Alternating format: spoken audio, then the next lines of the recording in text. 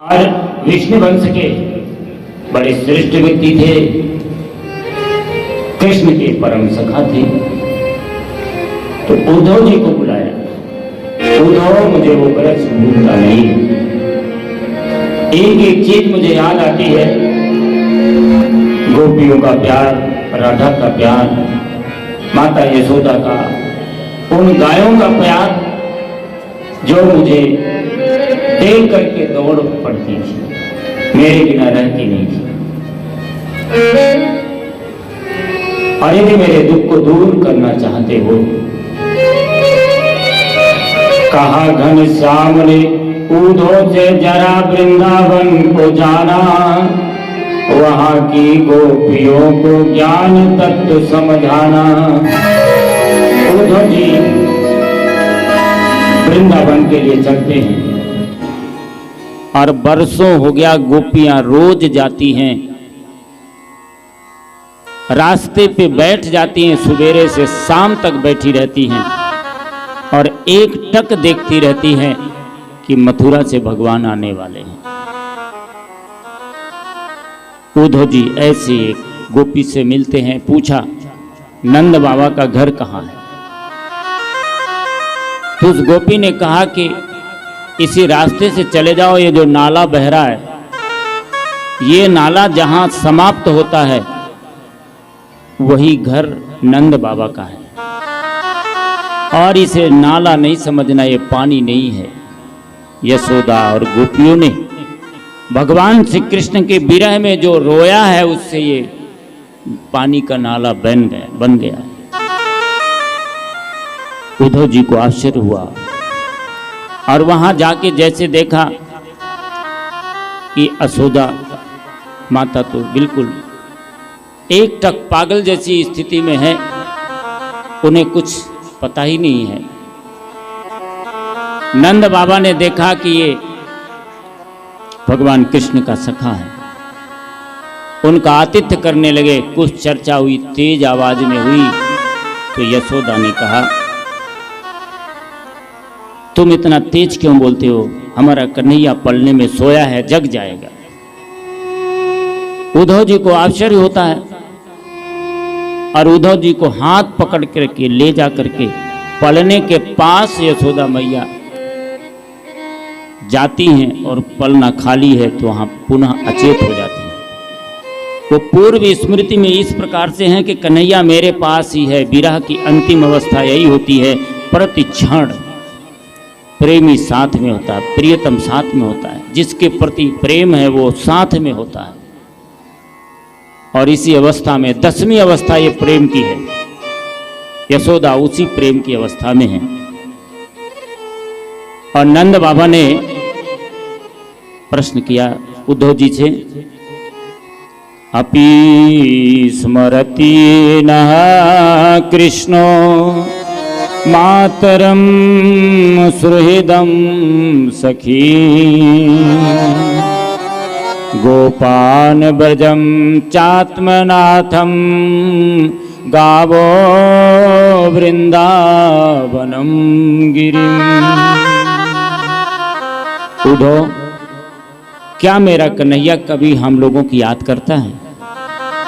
अपनी माँ को कभी याद करता है, मुझे कभी याद करता है, कभी इन गोपियों को जो अपना सर्वस्व मानती थी इनको कभी याद करता है? कभी क्या इन गायों की याद करता है जो आज तक जमीन को सूंघ सूंघ करके रंभाती हैं, रोती हैं आज तक? क्या इस गोवर्धन जिसको अपने हाथों पे उठाया था, क्या कन्हैया मेरा कभी इनको याद करता है? उद्धव जी कहते हैं, एतो हि विश्वस्वच बीजयोनि रामो मुकुंदा पुरुष प्रधान। बाबा, ये तो भगवान है, ये राम और कृष्ण तो साक्षात भगवान है, तुम्हारे पुत्र थोड़ी हैं। इनके कोई माता पिता नहीं होता, न माता न पिता तस्य न भर्ता न सुता दया। नात्मीयो न परश्चापि न देहो जन्म एव च।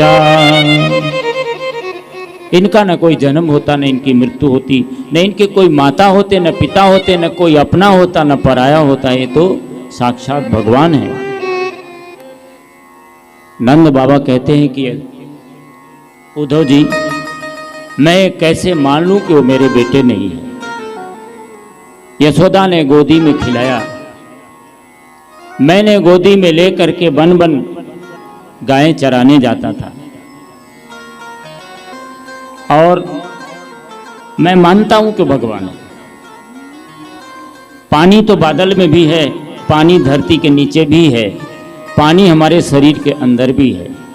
लेकिन यदि प्यास लगेगी तो एक गिलास पानी यदि नहीं मिलेगा तो प्यास नहीं बुझेगी। ये आपके ज्ञान की बात है, लेकिन मैंने तो उसे अपना पुत्र रूप में ही देखा है। हम उसके रूप के प्यासे हैं, हम उसे कैसे भुला सकते हैं। और नंद बाबा रोने लगते हैं। प्रलंबो धेनु को रिष्टा तृणावर्तो बकादया दैतो सुरासुरजितो हताए नहीं लीलया। उद्धव, बड़े बड़े राक्षस आए, धेनुकासुर आया, तृणावर्त आया, बकासुर आया, प्रलंब आया, इतने बड़े बड़े असुर आए। उन सभी को एक क्षण में हमारे कन्हैया ने मार दिया। आज हमारे जीवन में जो कृष्ण विरह का असुर आया है, इसे वो क्यों नहीं मारता। ऐसा कह के रोते हैं। उद्धव जी समझाते हैं कि बाबा, कभी मन नहीं लगे तो वृंदावन चले जाना, कभी इन गोवर्धन के पास चले जाना, लताओं पताओं के बीच बैठ करके शांति का अनुभव करना। तो नंद बाबा कहते हैं, मैं जहां भी जाता हूं मुझे कन्हैया की याद आती है। इन गोवर्धन में भी उसने उठाया, गायों के बीच जाता हूं तो गायों के बीच याद आती है। मैं जहां भी कहीं जाता हूं मुझे कृष्ण ही दिखाई पड़ते हैं। उद्धव जी वहां से चलते हैं गोपियों के बीच, जिनका संदेश लेकर के आए हैं। गोपियां एकत्र हैं एक स्थान पे और आपस में चर्चा कर रही हैं।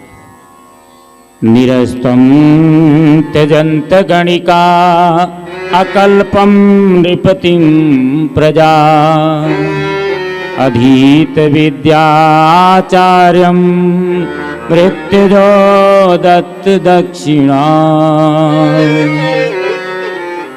जैसे धनहीन को वैश्या छोड़ देती है, जैसे कमजोर राजा को प्रजा छोड़ देती है, जैसे विद्यार्थी विद्या ग्रहण करने के बाद अपने आचार्य को भूल जाता है, जैसे आचार्य यज्ञ करने के बाद दक्षिणा लेकर के अपने यजमान को भूल जाता है, ऐसे ही कन्हैया ने हम सबके साथ रहने के बाद वो राजा बन गया तो हम सभी को भूल गया है। ऐसा गोपियां आपस में चर्चा करती हैं। और एक गोपी तो ये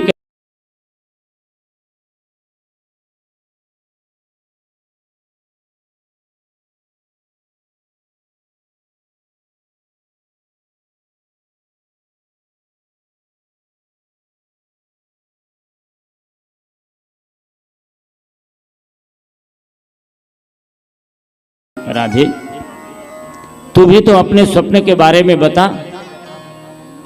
तो राधा जी ने कहा, स्वप्ने पश्यति या कांता धन्यास्तता सखियोसिता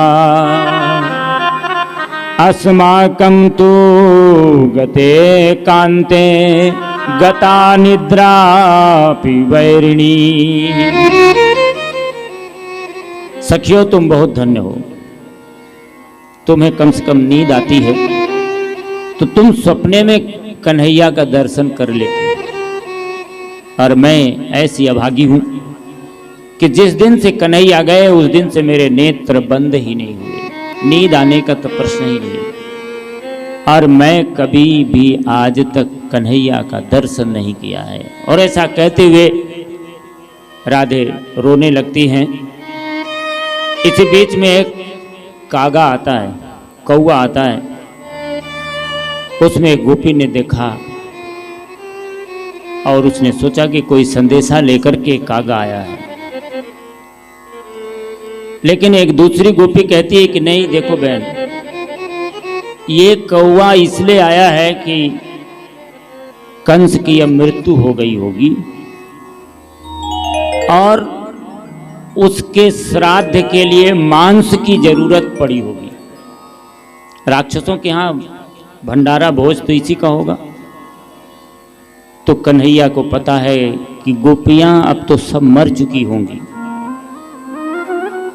और उनके कलेजे का मांस लाना, क्यों, वो कन्हैया तो उनके कलेजे को भी जानता है। काढ़ी कलेजो मैं धरूं रे कागा ले जा, जाते श्यामरो पिया बसे वो देखे तू खा। ए मीरा ने भाव व्यक्त किया था कि मैं तो अपने कलेजे को काढ़ के देना चाहती हूँ। एक कागा तू इस मेरे कलेजे के मांस को लेके जा और जहां कन्हैया हो उसके सामने तू इसको कुरेद कुरेद के खाना, ताकि वो तो हमारे कलेजे को भी समझता है, वो पहचान लेगा कि इस किस गोपी का कलेजा है। इतना आदर्श प्रेम है, इतना समर्पण है गोपियों का, इतनी प्रेम की पराकाष्ठा है गोपियों की। गोपियां रुदन करती हैं।